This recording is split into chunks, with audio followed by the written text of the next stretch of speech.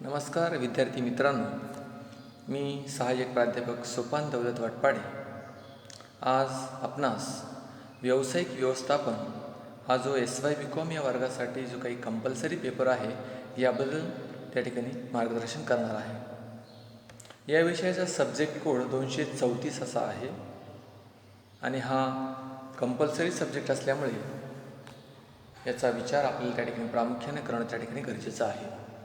आज आपण या लेक्चरमध्ये व्यावसायिक व्यवस्थापनाचे महत्त्व नेमकं काय आहे, त्याची गरज काय आहे याबद्दल आपण या ठिकाणी चर्चा करणार आहोत। सर्वात प्रथम व्यावसायिक व्यवस्थापनाचे महत्त्व जाणून घेत असताना व्यवस्थापन म्हणजे काय हे आपणास माहिती असणं आवश्यक आहे। व्यवस्थापन म्हणजे कुठेतरी planning, organising, controlling, staffing, directing या सर्व गोष्टींचा त्यामध्ये समावेश होतो आणि ह्या जर गोष्टी नियोजन, व्यवस्थापन, संघटन, संचालन, नियंत्रण या सर्व जर गोष्टी प्रॉपरली किंवा योग्य पद्धतीने त्या ठिकाणी घडल्या तर ते व्यवस्थापन एक प्रकारचं चांगलं व्यवस्थापन आहे असं आपण त्या ठिकाणी म्हणू शकतो। म्हणून व्यवस्थापनामध्ये वेगवेगळ्या प्रकारच्या अंगांनी विचार होणं त्या ठिकाणी गरजेचं आहे। कारण व्यवसायामध्ये खूप घटक असतात, समग्र अशा प्रकारचे खूप घटक त्या ठिकाणी असतात आणि या प्रत्येक घटकामध्ये कुठेतरी नियोजन, नियंत्रण आणि समन्वय असणं हे त्या ठिकाणी गरजेचं आहे। म्हणूनच आज आपण त्या ठिकाणी बघूया की व्यावसायिक व्यवस्थापनाचं नेमकं महत्त्व काय आहे ते आपण त्या ठिकाणी जाणून घेऊया। कारण भारत देश हा एक प्रकारचा विकसनशील आहे आणि विकसनशील असून देखील त्या ठिकाणी व्यावसायिक व्यवस्थापन क्षेत्रात पाहिजे तितकी आपल्याला त्या ठिकाणी प्रगती झालेली दिसत नाही। कारण जर आपण बघितलं तर अमेरिका, इंग्लंड, फ्रान्स किंवा रशिया असतील ह्या देशांचा विकास मोठ्या प्रमाणावर त्या ठिकाणी झालेला आहे। कारण त्या ठिकाणची जी काही इंडस्ट्री आहे किंवा उद्योग आहे ते मोठ्या प्रमाणावर त्या ठिकाणी कार्यरत आपल्याला त्या ठिकाणी दिसतात। भारतामध्ये त्या प्रमाणात आपल्याला कुठेतरी उद्योग हे त्या प्रमाणात त्या ठिकाणी कमी झालेले त्या ठिकाणी कमी प्रमाणात सुरू झालेले आपल्याला त्या ठिकाणी दिसतात। पण या क्षेत्रामध्ये आघाडीवर हे देश या क्षेत्रामध्ये आघाडीवर असून त्या देशांमध्ये व्यावसायिक स्वरूपाचे जे काही शिक्षण देणाऱ्या संस्थांचा मोठ्या प्रमाणावर विकास झालेला आहे। कारण आपल्याकडे जी काही शिक्षण प्रणाली आहे ती कुठेतरी थेरॉटिकल बेस आहे आणि कुठेतरी प्रॅक्टिकल बेस ती शिक्षण प्रणाली असायला पाहिजे। जे काही विद्यार्थी आहेत त्यांना उद्योगाभिमुख किंवा व्यवसायाभिमुख त्या ठिकाणी शिक्षण देणं गरजेचं आहे, तरच ते चांगल्या प्रकारचे प्रशिक्षित होऊ शकतील आणि चांगल्या प्रकारचं उत्पादक अशा स्वरूपाचं कार्य ते व्यवसायासाठी करू शकतील। म्हणून भारताने देखील चांगल्या अशा प्रकारचे जे काही व्यावसायिक शिक्षण आहे त्यामध्ये मोठ्या प्रमाणावर त्या ठिकाणी सिलेबस आहे किंवा अशा प्रकारचे ट्रेनिंग प्रोग्राम्स आयोजित करणं हे गरजेचं आहे। भारतात अलीकडे अनेक मॅनेजमेंट इन्स्टिट्यूशनमधून औपचारिक स्वरूपात व्यवसायाचे प्रशिक्षण दिलं जात नाही असं नाही, परंतु ती तितक्याशा प्रमाणात नाही आहे किंवा तशा प्रकारचे प्रशिक्षित अशा प्रकारचे विद्यार्थी त्या ठिकाणी किंवा कर्मचारी घडत नाही असं आपल्याला त्या ठिकाणी दिसून येतं। म्हणूनच एक प्रोफेशनल लेवलला कुठेतरी या शिक्षणाचा प्रसार होणं त्या ठिकाणी गरजेचं आहे आणि तो झाला तरच देशाला कुठेतरी आपण विकसित या संकल्पनेमध्ये घेऊन जाऊ शकू, म्हणून ते गरजेचं आहे। तर चला तर मग मुद्देवाईज किंवा पॉईंट वाईज आपण बघूया की नेमकं व्यावसायिक व्यवस्थापनाचं महत्त्व नेमकं काय आहे। तर पहिला जो काही मुद्दा आहे तो म्हणजे जागतिकीकरण, ज्याला आपण ग्लोबलायझेशन म्हणतो इंग्लिशमध्ये। जागतिकीकरण म्हणजे जग ही एक प्रकारची बाजारपेठ आहे अशा प्रकारचा दृष्टिकोन मनाशी बाळगून व्यवसाय संस्था त्या ठिकाणी कार्य करत असतात का आपली वस्तू फक्त भारतात नव्हे तर ती जगात विकली जाईल आणि तिचं उत्पादन हे समग्र जगासाठी कुठेतरी उपयोगी ठरेल अशा प्रकारचा दृष्टिकोन बाळगणं म्हणजे जागतिकीकरण असं आपण त्या ठिकाणी म्हणू शकतो। म्हणजे बाजारपेठ कुठेतरी सीमित नसून तर ती अमर्याद अशा स्वरूपाची जागतिकीकरणामध्ये आपल्याला बघायला मिळते। हे कधी घडलं तर सन 1990 नंतर गॅट करारामुळे जगाची बाजारपेठ विविध देशांना उपलब्ध झाली। त्यामुळे व्यावसायिक ज्या काही स्पर्धा आहेत त्या मोठ्या प्रमाणावर वाढल्या। प्रत्येक देश आपली वस्तू कशा प्रकारे अव्वल आहे किंवा कशी चांगली आहे अशा प्रकारचा मार्केटिंग किंवा अशा प्रकारचं जे काही प्रोडक्टचं जे काही ब्रँडिंग आहे तशा स्वरूपात ती करायला लागली। म्हणून जागतिकीकरणामुळे वस्तूमध्ये क्वालिटी असो, क्वांटिटी असो किंवा जे काही ब्रँड इमेज आहे ती त्या ठिकाणी कुठेतरी वाढायला लागली आणि उत्तरोत्तर त्याच्यामध्ये प्रगती आपल्याला होताना त्या ठिकाणी दिसून आली। म्हणून जागतिक स्पर्धेत टिकून राहण्यासाठी चांगली गुणवत्ता असलेल्या उत्पादनांची गरज भासू लागली। चांगले उत्पादन करण्यासाठी प्रशिक्षित व्यवस्थापन वर्गाची नितांत गरज त्या ठिकाणी भासू लागली। या सर्व बाबींमुळे व्यावसायिक व्यवस्थापनाची निश्चितच गरज आहे असं आपल्याला त्या ठिकाणी दिसून आलं।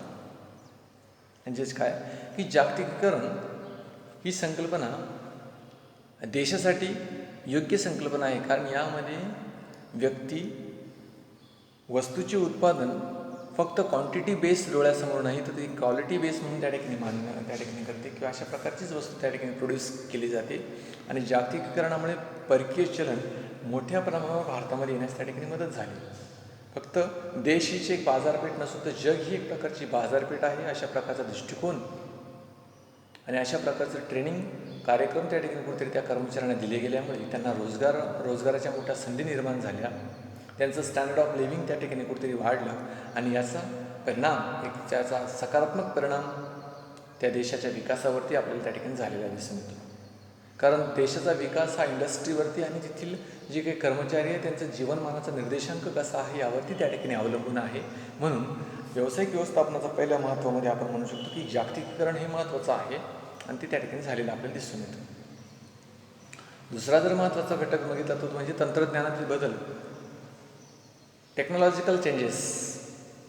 कारण तंत्रज्ञान हे आपल्याला दिवसेंदिवस त्या ठिकाणी बदलताना त्या ठिकाणी आपल्याला दिसून येते. कारण दिवसेंदिवस खूप मोठे मोठे बदल हे तांत्रिक स्वरूपात त्या ठिकाणी व्यवसाय क्षेत्रामध्ये आपल्याला दिसून येतात. जसं संगणक क्षेत्र आहे किंवा ट्रेनिंग प्रोग्राम आहे किंवा त्याच्यामध्ये जे काही शिक्षण प्रणाली आहे त्यामध्ये देखील त्या ठिकाणी मोठ्या प्रमाणावर बदल त्या ठिकाणी आपल्याला झालेले दिसून येत आहेत.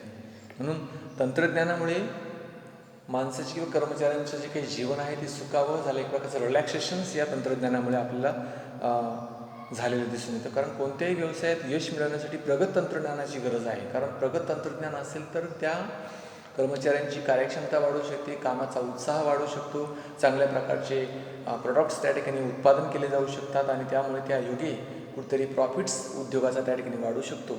म्हणून चांगल्या प्रकारचं तंत्रज्ञान व्यवसायामध्ये असणं आवश्यक आहे. जागतिक स्पर्धेमुळे जुने तंत्रज्ञान निरुपयोगी ठरलेले आहे.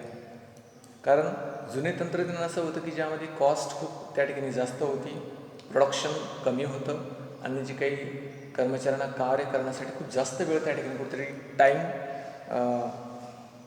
कन्झ्युमिंग त्या ठिकाणी कुठेतरी ते तंत्रज्ञान त्या ठिकाणी होतं, टाईम खूप जास्त लागत होता. म्हणून ते निरुपयोगी अशा प्रकारचं तंत्रज्ञान होतं. परंतु आज जगात मात्र माहितीचा विस्फोट इतक्या मोठ्या प्रमाणात होत आहे की कालचे तंत्र आज उपयुक्त ठरलंच असं नाही. म्हणून ते बघणं गरजेचं आहे. व्यावसायिक प्रशिक्षण घेतल्यामुळे व्यावसायिक वर्ग बदलत्या तंत्रज्ञानानुसार व्यवस्थापनात बदल करू शकतात.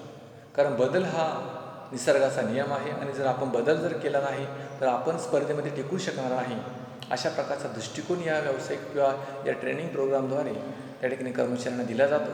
म्हणून बदल हा अविभाज्य घटक समजून त्यामध्ये चांगल्या प्रकारची उपाययोजना त्या ठिकाणी किंवा चांगल्या प्रकारचा बदल हा उत्पादनामध्ये करणं अपेक्षित आहे. म्हणून नवीन बदलाची तातडीने अंमलबजावणी केली जाते आणि गुणवत्तापूर्ण उत्पादन, नियमित व वाढते उत्पादन यासाठी विशिष्ट ज्ञान व कौशल्य प्राप्त व्यावसायिकांची गरज त्या ठिकाणी भासते. म्हणजे हा देखील एक प्रकारचं व्यवस्थापनाचं एक महत्त्वामध्ये आपण म्हणू शकतो की तंत्रज्ञानातील बदलामुळे कुठेतरी व्यवस्थापनामध्ये त्या ठिकाणी बदल आपल्याला त्या ठिकाणी झालेले दिसून येतात. पुढचा एक महत्त्वाचा मुद्दा आहे तो म्हणजे मालकी व व्यवस्थापनातील फरक. या मुद्द्याअंतर्गत आपण असं सांगू शकतो की मालक हे वेगळे असतात आणि व्यवस्थापन करते हे वेगळे असतात. जसं आपण फॉर एक्झाम्पल असं म्हणू शकतो की भारतामध्ये जे काही मॉल आहेत, जसं सेंट्रल मॉल आहेत किंवा ज्याला आपण पिनॅकल मॉल्स किंवा अशा प्रकारचे काही मॉल्स आहेत, ह्याचे जे काही मालक आहेत ते फॉरेनला आहेत आणि इथे मात्र इथले जे काही स्थानिक लोक आहेत त्याचं ते व्यवस्थापन करतायत, त्या प्रोजेक्टला कुठेतरी रन करतायत. म्हणजे आपल्याला असं दिसून येतं की परकीय लोक कुठेतरी त्या जो काही मॉल आहे किंवा जे काही इन्व्हेस्टमेंट जो काही व्यवसाय आहे व्यवसायामध्ये इन्व्हेस्टमेंट करताय आणि त्या कर्मचाऱ्यांचं पूर्ण त्या ठिकाणी सॅलरी करताय आणि त्या बेसिसवरती कुठेतरी तो उद्योग उभा आहे असं आपल्याला त्या ठिकाणी दिसून येतं. पूर्वीच्या काळामध्ये मात्र अशा प्रकारचे मॉल्स किंवा अशा प्रकारच्या इन्व्हेस्टमेंट्स किंवा व्यवसायाला अशा प्रकारचा स्कोप नव्हता. म्हणून मला वाटतं स्थानिक लोकांना कुठेतरी रोजगार मिळाला नाही आणि त्यामुळे त्यांचं जे काही स्टँडर्ड ऑफ लिव्हिंग आहे ते इन्क्रीज होऊ शकलं नाही त्या काळामध्ये. म्हणून आता मात्र पूर्वी व्यवस्थापनाची मालकी आणि व्यवस्थापन एकट्या व्यक्तीकडे असे आणि त्याच्यामुळे काही एकट्या व्यक्तीच्या निर्णयावरती किंवा बौद्धिक पातळीवरती कुठेतरी मर्यादा आहेत. परंतु संयुक्त भांडवली संस्थांच्या विकारांमुळे व्यवसायाची मालकी व व्यवस्थापन यामध्ये आपल्याला फरक झालेला दिसून येतो. त्यामुळे व्यवसायाचे मालक म्हणजे भागधारक संख्येने असंख्य असून ते विखुरलेले असतात आणि त्यांना व्यवसायात सक्रियपणे लक्ष देता येत नाही. त्यामुळे व्यवसायाच्या व्यवस्थापनाची जबाबदारी एक स्वतंत्र व्यवस्थापन वर्गाकडे सोपवण्यात येते. जो टेक्निकली वेल अँड गुड त्या ठिकाणी कुठेतरी एफर्ट्स त्या इंडस्ट्रीसाठी किंवा त्या उद्योगासाठी घेऊ शकतील अशा प्रकारच्या लोकांची नियुक्ती त्या ठिकाणी केली जाते आणि त्यांच्या योग्य तो बिझनेस किंवा व्यवसाय पुढे त्या ठिकाणी चालवला जातो. म्हणूनच काय की व्यावसायिक शिक्षणामुळे सध्या बऱ्याच प्रमाणात प्रशिक्षण घेतलेले कुशल व तज्ज्ञ व्यवस्थापक उद्योगाला उपलब्ध होत आहेत आणि अशा तऱ्हेने मालक वर्ग व्यवसायाच्या दैनंदिन बाबींकडे लक्ष देत नसल्यामुळे व्यावसायिक प्रशिक्षण घेतलेल्या व्यवस्थापकांची स्वतंत्रपणे गरज भासताना त्या ठिकाणी आपल्याला दिसून येते. म्हणूनच काय की व्यवस्थापन जर परिपूर्ण व्हायचं असेल तर अशा प्रकारच्या फॅसिलिटी किंवा अशा प्रकारच्या सुविधा ह्या देशामध्ये असणं आवश्यक आहे आणि उद्योगामध्ये एक प्रकारचं योग्य फ्रीडम्स कर्मचाऱ्यांना देणं हे देखील तितकंच गरजेचं आहे. म्हणून व्यवस्थापनाचं महत्त्वामध्ये असं काही मालकी आणि व्यवस्थापनामध्ये जो काही फरक आहे किंवा जो काही त्यांच्यामध्ये विभिन्नपणा आहे तो त्या ठिकाणी अभ्यासणं आपल्याला महत्त्वाचं आहे. पुढचा जो काही चौथा महत्त्वाचा मुद्दा आहे तो म्हणजे व्यवस्थापन सल्लागारांचे वाढते महत्त्व. पूर्वीच्या काळामध्ये व्यवस्थापन सल्लागारांची त्या ठिकाणी कुठेतरी मसलत त्या ठिकाणी केली जात नव्हती, परंतु आजच्या काळामध्ये विचएव्हर इज बेस्ट म्हणजे कोणतं योग्य असेल अशा प्रकारचे सल्ले देणारे काही टेक्निकल कन्सल्टन्सी त्या ठिकाणी आहेत, ज्या मार्गदर्शन करतात कशा प्रकारे व्यवस्थापन करावे किंवा कशा प्रकारे त्या ठिकाणी नियोजन करावं या संदर्भात. म्हणून काय की कायदेविषयक सल्ला देण्यासाठी कायदेशीर सल्लागार, वैद्यकीय सल्ला देण्यासाठी डॉक्टरांची जशी आवश्यकता आहे तसेच व्यवसायात व्यवस्थापनविषयक सल्ल्यांची गरज भासते. आज व्यवस्थापन क्षेत्रात व्यावसायिक प्रशिक्षण देणाऱ्या अनेक व्यवस्थापन संस्था विकसित झालेल्या आहेत आणि त्यामधून प्रशिक्षित व्यवस्थापन तज्ज्ञ तयार होत आहे. हा वर्ग विपणन, संग्रहण, मनुष्यबळ, वित्त या क्षेत्रात व्यवसायाला महत्त्वपूर्ण त्या ठिकाणी सल्ला देत असतो. कारण पैशाचा विनियोग कसा आहे, विपणन कशा स्वरूपात केलं पाहिजे किंवा त्याचं स्टोरेज कसं केलं पाहिजे या संदर्भात पूर्वी कोणत्याही प्रकारचा सल्ला किंवा मसलत केली जात नव्हती, परंतु आजच्या काळामध्ये मात्र प्रत्येक गोष्टीवरती काहीतरी निकष त्या ठिकाणी ठरवले गेलेले आहेत आणि त्याचा सकारात्मक परिणाम व्यवसायाच्या उत्पादन वाढीवरती आणि प्रॉफिट्सवरती म्हणजे नफ्यावरती त्या ठिकाणी झालेला आपल्याला दिसून येतो. म्हणजेच आज मोठ्या संस्थांचे संस्थांचे यशसुद्धा तज्ज्ञ व्यवस्थापन वर्गावरच त्या ठिकाणी अवलंबून असते. जर व्यवस्थापक त्या ठिकाणी चांगल्या प्रकारचे बौद्धिक एफर्ट्स किंवा बौद्धिक प्रयत्न त्या ठिकाणी व्यवसाय संस्थेसाठी करत असेल तर निश्चितच त्या व्यवसायाचा विकास हा उत्तरोत्तर त्या ठिकाणी वाढत जाईल आणि त्या व्यवसायाची प्रगती होताना आपल्याला त्या ठिकाणी दिसून येईल. म्हणून हे देखील बघणं त्या ठिकाणी गरजेचं आहे. पाचवा मुद्दा आहे तो म्हणजे नवनिर्मिती आणि सर्जनशीलतेला उत्तेजन. कारण नवनिर्मिती होणं हे व्यवसायामध्ये गरजेचं आहे. कारण नवनिर्मिती म्हणजे काय का सतत नवीन अशा पद्धतीचे बदल हे व्यवसायामध्ये करावे लागतात. नवे प्रोडक्ट्समध्ये असे जे काही सर्व्हिसेस असतील त्या सर्व्हिसेसमध्ये जे काही सेवा जे काही पुरवत असतील व्यवसाय त्याच्यामध्ये बदल होणं अपेक्षित आहे. कारण कर्मचारी एकच त्या ठिकाणी प्रोडक्ट्स एकाच टाईपचे प्रोडक्ट्स एकाच प्रकारची सर्व्हिस घेण्यासाठी त्या ठिकाणी इच्छुक नसतो. त्याला वेगवेगळ्या प्रकारचे चेंजेस त्यामध्ये त्या ठिकाणी आवश्यक असतात. म्हणून हे बदल योग्य वेळी त्या ठिकाणी करता आले पाहिजे व्यवसायाला. म्हणूनच काय की व्यवसायात विभिन्न प्रकारचे प्रश्न असतात. ते प्रश्न सोडवण्यासाठी व्यवस्थापन तज्ज्ञांची गरज असते. कारण तज्ज्ञ व्यक्ती ते सॉल्व्ह करू शकतात जो काही अडचण असेल ती. म्हणून तज्ज्ञ व्यवस्थापक वर्गच उद्योगातील प्रश्न यशस्वीपणे सोडवू शकतात. त्यांच्या कल्पकतेला व सर्जनशीलतेचा उद्योगाला त्या ठिकाणी फायदा मिळतो. कारण नवनिर्मिती म्हणजेच क्रिएटिव्हिटी ही अशी गोष्ट आहे की जी प्राप्त परिस्थितीमध्ये आहे त्यापेक्षा अजून कसं त्या ठिकाणी सुखकर आणि सोयीचे कस्टमरला होईल किंवा त्यापेक्षा बेटर आपण त्या ठिकाणी काय देऊ शकतो व्यवसायापासून त्या ठिकाणी जे काही फायनल कन्झ्युमर असतील किंवा जे काही ग्राहकांना आपण काय चांगलं देऊ शकतो याचा विचार हा या नवनिर्मितीमध्ये त्या ठिकाणी केलेला असतो आणि तो होणं त्या ठिकाणी अपेक्षित आहे. सर्जनशीलतेचा उद्योगाला खूप फायदा मिळतो त्या ठिकाणी. कारण व्यावसायिक क्षेत्रात अनेक नवनवीन संधी उपलब्ध होत असतात आणि त्याचा फायदा हा प्रशिक्षित व तज्ज्ञ व्यवस्थापकांमार्फत त्या ठिकाणी त्या उद्योगाला मिळत असतो. हे देखील महत्त्वाचा मुद्दा आपण व्यवस्थापनाच्या महत्त्वामध्ये त्या ठिकाणी सांगू शकतो. पुढचा जो काही सहावा महत्त्वाचा मुद्दा आहे तो म्हणजे सेवा क्षेत्राचा विकास, ज्याला आपण सर्व्हिस इंडस्ट्री डेव्हलपमेंट असं म्हणू शकतो. कारण पूर्वी उत्पादन क्षेत्राला प्राधान्य दिले जात होते, परंतु अलीकडे सेवा क्षेत्राचा मोठ्या प्रमाणावर विकास आपल्याला त्या ठिकाणी झालेला आपल्याला त्या ठिकाणी दिसून येतो. कारण फक्त उत्पादन क्षेत्रच महत्त्वाचं नसून तर सेवा क्षेत्र हे देखील त्या ठिकाणी महत्त्वाचं आहे. म्हणून या क्षेत्रातही स्पर्धा असल्यामुळे चांगल्या सेवा देण्यासाठी प्रत्येक व्यवसाय हा धडपडत असतो. उदाहरणार्थ पूर्वी विमा क्षेत्रात फक्त आयुर्विमा महामंडळाची मक्तेदारी होती, परंतु आज खूप साऱ्या प्रायव्हेट इंडस्ट्री आपण बघतो किंवा प्रायव्हेट कंपन्या बघतो, ज्याच्यामध्ये ICI असेल किंवा बिर्ला असेल किंवा जे काही प्रायव्हेट अशा अनेक प्रकारच्या इन्शुरन्स किंवा विमा कंपन्या त्या ठिकाणी उतरलेल्या आहेत की ज्या खूप चांगल्या प्रकारच्या सर्व्हिसेस ग्राहकांना देत आहेत आणि त्याचा निश्चितच उपयोग हा त्या ग्राहकांना होतो आहे. म्हणजे ह्या देखील गोष्टीचा विचार या ठिकाणी होणं अपेक्षित आहे. पुढचा एक 7वा महत्त्वाचा मुद्दा आहे तो म्हणजे माहिती तंत्रज्ञानाचा विकास. कारण यामध्ये असं आपण म्हणू शकतो की आज संगणकाचा उपयोग सर्व क्षेत्रामध्ये केला जात आहे आणि त्याच्यामुळे खूप चांगल्या प्रकारचे बदल हे व्यवसायामध्ये झालेले दिसून येत आहे. जे रफ अशा स्वरूपाचं किंवा जे हार्ड वर्क होतं ते कुठेतरी कमी झालं आणि सॉफ्ट अशा स्वरूपाचं वर्क कर्मचारी करताय. आज त्यांना खूप जास्त ताण त्यांच्यावरती पडत नाही. ताणतणावामध्ये कुठेतरी कमतरता आपल्याला त्या ठिकाणी झालेली दिसून येते. इंटरनेटच्या माध्यमातून माहितीचे वितरण मोठ्या प्रमाणावर होते आणि ई-कॉमर्समुळे अनेक व्यावसायिक क्रियांमध्ये गती आलेली आपल्याला त्या ठिकाणी दिसून येते. कारण आपण आता जस्ट लेटेस्ट बघतो की ॲमेझॉन आहे, फ्लिपकार्ट आहेत, यावरती खूप अशा किंवा OLX.com आपण त्या ठिकाणी जुन्या वस्तू आपण विकू शकतो. अशा प्रकारचे एक रिलॅक्स अशा प्रकारच्या सर्व्हिसेस किंवा संसाधने त्या ठिकाणी किंवा अशा प्रकारचे सॉफ्टवेअर किंवा ॲप्स मार्केटमध्ये आल्यामुळे एक प्रकारचं चांगलं व्यवस्थापन चांगल्या प्रकारच्या तंत्रज्ञानामुळे व्यवस्थापनाला कार्य करण्यासाठी एक प्रकारचं पोषक अशा प्रकारचं वातावरण निर्माण झालं असं आपण म्हणू शकतो. कारण आपण जसं बघितलं की पूर्वीच्या काळामध्ये जर कॅश एखाद्या व्यक्तीला द्यायची असेल तर आपल्याला प्रत्यक्ष त्या व्यक्तीला भेटावं लागत होतं किंवा त्या व्यक्तीला भेटून त्या ठिकाणी चेक द्यावा लागत होता. पण तो आजच्या काळामध्ये मात्र ऑनलाईन बँकिंगच्या माध्यमातून आपण घरबसल्या पैसे त्या ठिकाणी त्या व्यक्तीला ट्रान्सफर करू शकतो किंवा त्या व्यक्तीकडून ते पैसे मागवू शकतो. हा एक प्रकारचा तंत्रज्ञानाचा एक सकारात्मक अशा प्रकारचा परिणाम आहे असं आपण त्या ठिकाणी म्हणू शकतो. आणि शेवटचा आणि जो काही महत्त्वाचा मुद्दा आहे तो म्हणजे व्यवसाय व सामाजिक हित. कारण व्यवसाय चालवत असताना नैतिक मूल्यांची त्या ठिकाणी जोपासना होणं देखील गरजेचं आहे.